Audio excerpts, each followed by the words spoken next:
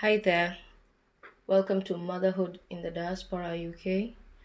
My name is Paulette, and I speak about my journey being pregnant and traveling to the UK while pregnant, as well as shed some light on what parenthood is in the UK, and a little bit of lifestyle and nursing as well. So don't forget to share this with your friends. This is part 2 of my journey. If you've not listened to part 1, kindly go back and do so. I've received a lot of love on my first episode, and because of that, I'm going to return the love back and drop 2 episodes today. Share this with everyone that you know, and let's get into it. So, we left off where I had just arrived in the UK, and we were placed in a town called Crewe, or Krewe for my Kenyan people. Crewe. And it was just a simple student accommodation. We were just the three of us. Before coming to the UK, remember this was during the COVID period, and we were already told that we were going to be on quarantine for the first 2 weeks when we arrived. So in my mind, I knew I was about 7-8 weeks pregnant, and I knew if I added the 2 weeks, I will be 10 weeks pregnant. And the only thing that I had as evidence that I was actually carrying something was the positive test that I had done at home. Being a medic, you'd assume that I had done some ultrasound at home. But I kept on finding excuses on why I couldn't. And looking back, maybe I was not yet in touch with reality, as I had mentioned before. And so here I was sitting in my small room, asking myself, so now I've landed. The main issue was landing. Now I've landed. So what's next? I'm planless. I'm clueless. I am ultrasoundless. And I need to know what to do, because when these 2 weeks elapse, we're going to start vigorous exam preparation leading towards the examination. And after that, I was still supposed to go to Liverpool, where my employment was supposed to be. This Crewe place was just a study area that my employer had booked for us to stay in, which was very nice. I highly commend what they did for us. It was very nice. And so ultrasound was the first plan that came to mind, because that was one thing I was chasing after at home. And a day to coming to the UK, while my partner was coming to my parents' house so that we could plan the journey for the following day to come to the airport. We had planned on having an ultrasound on the previous day. And as I was waiting for him, he told me, why don't you just go in and have the ultrasound, and then I may just come and join, because he was on a 3 to 4 hour journey to where I was. But I was very reluctant and I just wanted him to be there. I don't know, for whichever reasons, I don't know. I think I was also scared to some point of him and I actually realizing that we're about to carry a child, and then reality hitting that I'm going alone and he'll be joining me, although we won't be in the same towns, and I'll have to continue with this journey, I'd say alone, for quite a long time.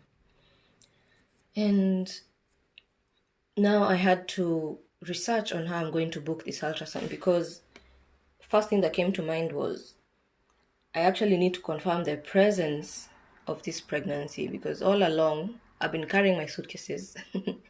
I've not been having any bleeding, yes, but I've just been walking around and eating whatever I want. So I need to confirm presence of this pregnancy.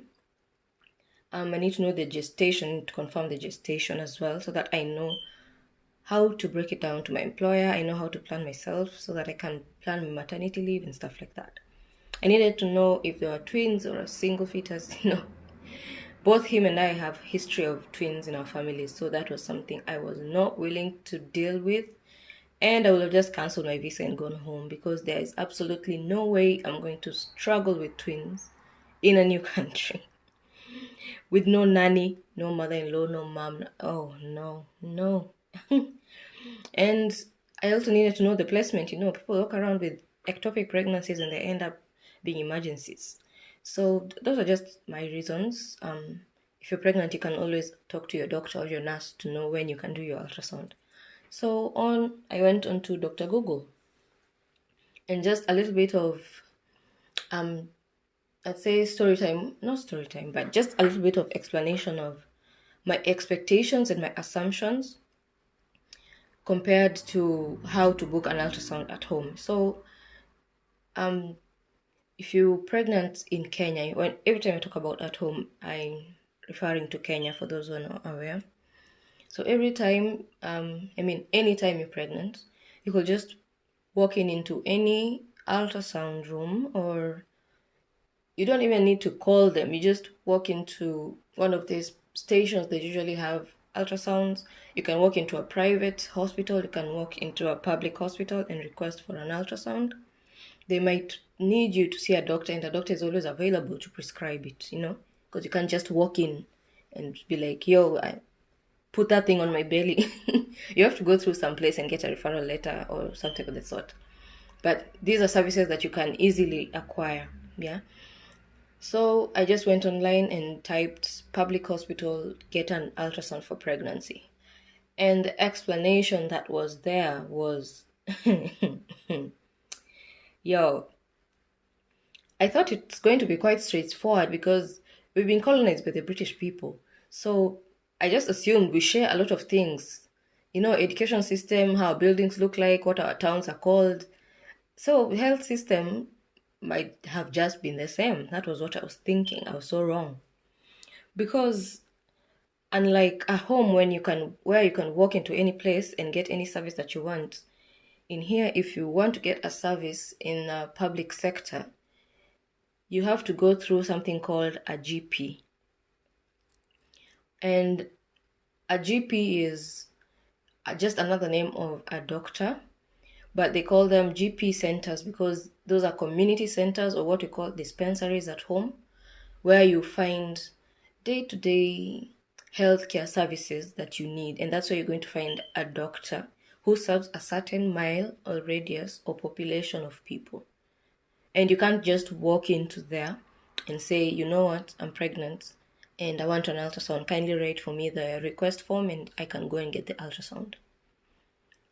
You have to register, provide some documents, wait for them to put you in the system, book you in, and then get you a community midwife who is going to be with you during the whole pregnancy journey. And they are usually the ones who are going to say, at this number of weeks or months, I'm going to give you a referral letter, or I'm going to type in a referral letter.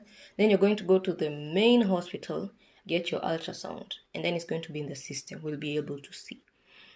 But for you to be under that community midwife, because they're going to be with you during the whole pregnancy, you need to be at least in the area for 3 months, or be sure that you're going to be in the area for the next 6 months, 3 to 6 months. Yeah. And getting an ultrasound via the public sector was just looking like a maze. And at that point, I was not understanding how to go about it. So I just typed private ultrasound near me, and thankfully I got one. It was quite cheap, around £40. So I just booked it for the 16th day, post-quarantine period. And during these 2 weeks, I can't remember how exactly I did it, but one way or another, the two Kenyans that we were sharing the space with eventually understood that I was actually pregnant, and they were very supportive of me, I'd say. They were actually shocked that I was very symptomless, unlike what people believe. And what I've also seen, some people have rough days. I didn't. I was just normal. And so, fast forward it, we were done with the quarantine period. And on the 16th day, I remember it was on an evening at 5 p.m. after classes. I just decided to go alone because there was no way I was going to ask one of the roommates I had to accompany me. I didn't want to put that kind of emotional burden because we had just met. You can't just meet someone and be like, hi, please accompany me to my ultrasound. And then what if something wrong is that they now have to take up your emotional burden and help you to get through it because your partner is not going to be around. I didn't want to put that kind of pressure on anyone, to be fair enough, yeah? So I just told them, you know what, I have an ultrasound, let me just walk down. So I remember going to the ultrasound and feeling quite scared because finally I'm facing the realities that I've been avoiding for a while. But deep down, I knew I had to do what I got to do, And walking into the ultrasound room, my mental space started to change because they had this kind of baby shower decorations, and I immediately knew, yep, I am definitely having a child in the next few months. And while re-registering there, the environment around me was not making things better because there were different couples seated on different corners of the room, and they all had their partners with them. Some had grandparents, some had uncles, and you could see each family was kind of like a unit. And I was just seated at the corner like a maze cob. But it didn't bother me that much, but I was just trying to accept that this is going to be my reality. I might be going for antenatal clinics alone. I might be sharing my journey alone, which was fine. I'm kind of a strong person, but as a woman, as a mom to be, you need that kind of support. And a big shout out to single moms, single dads. You guys are super women. And so when this lady calls me in, I walk into the ultrasound room, and she was kind enough to take me through the ultrasound, what I'm going to expect on that day. And we were just chatting on what UK lifestyle is. And I remember immediately she put the TV or the screen, the ultrasound screen on, and I saw something moving in my belly. In my head, there was a light bulb moment. I was having flashbacks of my single life fading away. When I mean single, I mean without child. Fading away, and now I became an adult, I'd say. I was imagining this is going to be the last time I'm ever going not to be a mom. And that is a whole child growing in there. And thankfully it was a single fetus. Lord. Thankfully it was a single fetus. And so once I got the ultrasound pictures, everything was looking okay. I knew the gestation was correct, just as I had predicted, everything. And they gave me this leaflets to go and read at home. So on my way back, this feeling of being scared or afraid wasn't there anymore for some reason. And I thank myself for booking that ultrasound, because I immediately went into, I'd call it survival mode. And I started making a plan of what's going to come next. I knew I had less than 30 weeks to plan for this child, and I immediately told myself I have to start acting as if I'm doing it alone. I'm no longer going to depend on my partner. I'm going to do this alone. If he joins me along the way, because I know it's going to be hard, well and good, but I have to switch up my mentality. And I remember placing the ultrasound next to my bed before I slept, and I told myself, you know what? You came into my life, and I'm sure you've come to change it for the better. You little thing in there. So let's do this thing. And the good thing with me is, despite not looking like it, I'm a very emotional person and I cry a lot. I think my partner can attest to that. But immediately I get out of that simping face, I get into gangster mode and I get things done. And after the ultrasound, I was in immediate gangster mode, And so the questions began after the ultrasound. How am I going to raise this child now that I am sure I'm going to be alone? Where am I going to stay? In Liverpool or in Shrewsbury, where my partner is supposed to be coming to? How are my finances? How am I going to work? Am I eligible for maternity pay? How am I going to register for the antenatal visits? Where am I going to deliver? How is childcare? Is childcare affordable? Can I afford a nanny? How about the postpartum period? I'm a nurse, yes. I've worked in the pediatric sector, yes. But whether you have a PhD in pediatrics, the postpartum period does not recognize your papers, little girls and women. It does not consider your papers. They are nothing when it comes to postpartum period. You need help. And at this time, I knew I had to sit down and come up with something. And before you continue, don't forget to share this episode with your friends. And this is part 2 of the continuation. So let's get into part 3. Thank you for watching this far, though. Let's meet in the next episode. Hi there, welcome to Motherhood in the Diaspora, UK. My name is Paulette. I speak about my journey being pregnant and coming to the UK while pregnant, as well as parenthood in general and nursing and lifestyle in the UK. So kindly share this with your friends and people. Spread the word, spread the word. This is part 3 of my journey and arrival in the UK. So if you've not listened to part 1 and 2, kindly do so because I'll be referring to them quite often. Keep on sharing the love and let's get into it. So, as I had mentioned in the previous episode, the ultrasound came through for me because it helped me to match along with the realities of what is going to happen. And now I had to start preparing myself on how I'm going to bring this child to life and how I'm going to manage myself throughout this pregnancy period. And I remember telling myself, now I have to act as if I'm single. I can't keep on depending on my partner's arrival because he was due to come in a week, but in 2 weeks, I think. But we were going to be in 2 different places, and this whole studying for the exam and settling in the UK might just take some time, both on my side and his side. So first plan that was quite feasible at that moment was an antenatal visit, and this was important to me at that time because in my few weeks and stay in the UK, I had realized that everything in here is via booking an appointment. Home, you can get any service at any time in any hospital, regardless of where you're coming from. That's number one. Number two, there are levels. Do I call them levels? Or there are hospitals, at least within a 10-kilometer radius within New Public Hospital. And they are in levels. They are community hospitals, dispensaries, level 3, 4, 5. So by the time you get to a referral hospital, your case might be very complicated and need very special attention.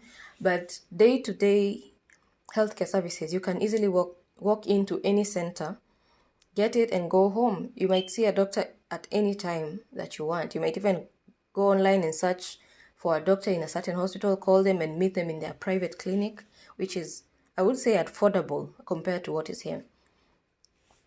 For day-to-day services, you can get them easily with no need for registration or proof of anything.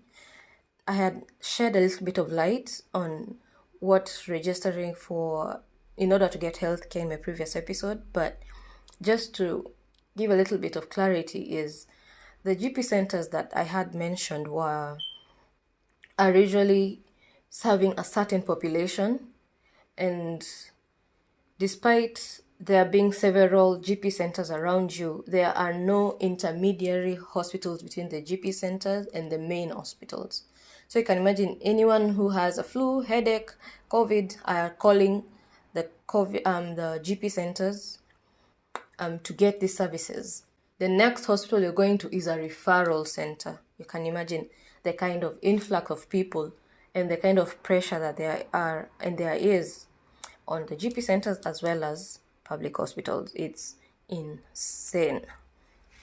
And so my reasons for getting the antenatal and wanting to register under the GP were I needed to know my blood levels, I needed to know the delivery process, I needed to know my maternity rights if I was due for maternity leave.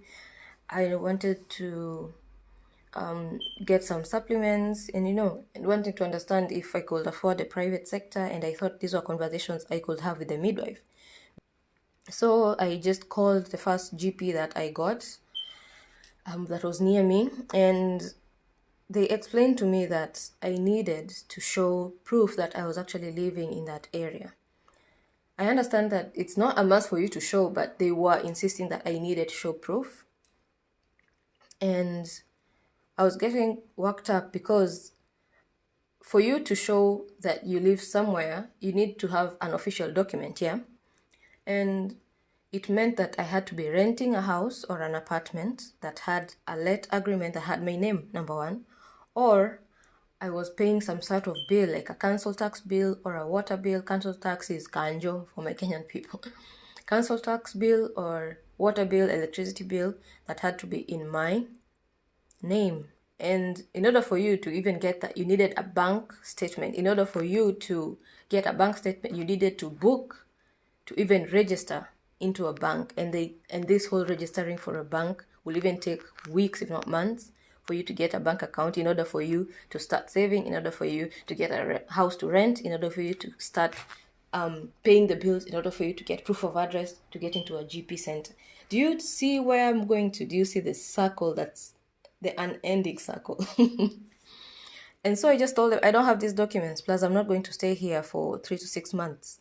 I've just arrived. I've done my ultrasound privately, and I wanted to know how I'm going to get this antenatal service from you.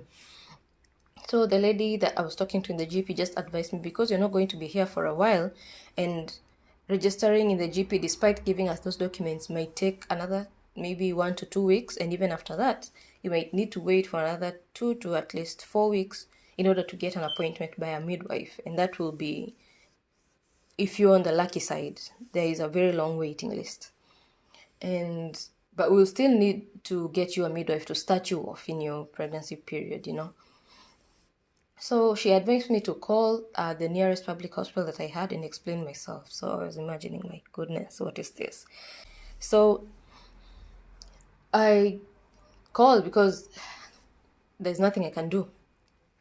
So I took the number and called, and luckily I got a nurse whom I explained my situation along the lines of, hi, I'm an immigrant, I've just arrived. I know you don't take walk-ins, but kindly allow me to just have one antenatal appointment so that I can start with the blood tests. Thankfully, they have this thing called, I think, immigrant visitor, something of that sort. I can't remember the name, where they allow to see people who are not able to register for a GP. They can give you some sort of leeway into getting an appointment. So I was able to get one, and fast forward to, I think it was 3 weeks later, I was about to walk in, but a day before going for the antenatal visit, I was called to do a blood test, so that when I was walking into my antenatal visit for the following day, at least my midwife will have something to look and start the whole process with, which makes sense, yeah? So I went into the hospital, got my blood test done, and about 30 minutes after, because they don't give you a result immediately, and neither do they provide the results to you.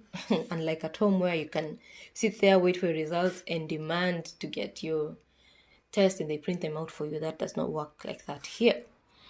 So immediately I was almost home. They called me back that some of the quantities, I'd call them just quantities, in the profile that they did were not so good. So they wanted just to make sure and repeat them.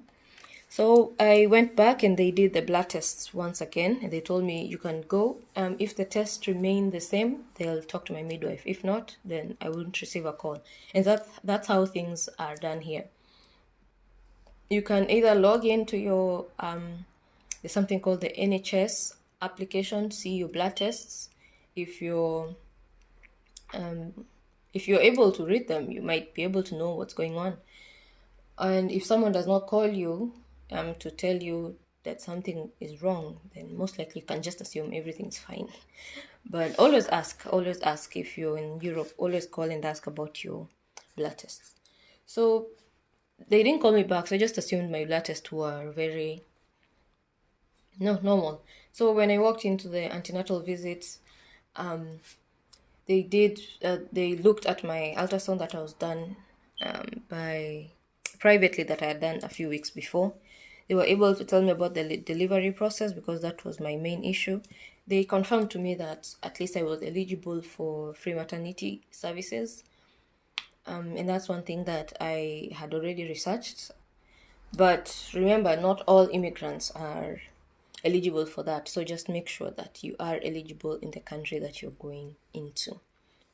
And she told me that she was going to book me in she was going to write me a referral letter that I was going to go with to Liverpool, so that I could be able to get something called a maternity exemption certificate.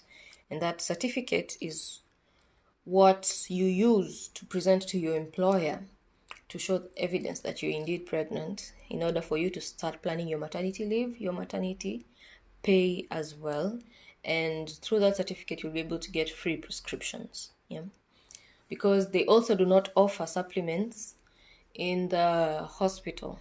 I think midwives don't give supplements as well. Usually just buy them off over the counter. So if you're coming to Europe, kindly carry your supplements. At least I did. I had supplements till the end of the pregnancy.